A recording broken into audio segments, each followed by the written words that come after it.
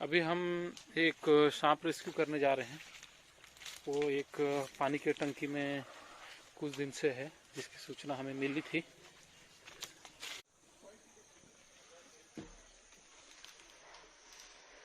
ये देखिए एक सांप यहाँ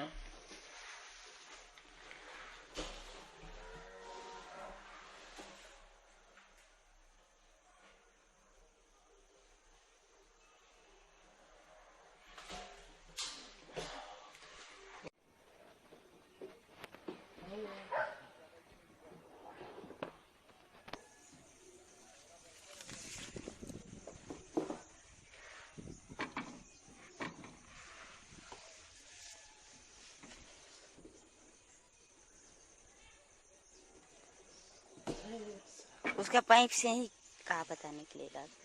अरे वो अभी इसको बाड़ी को यूज कर रहे हैं ना, फूट जाएगा वहाँ पास।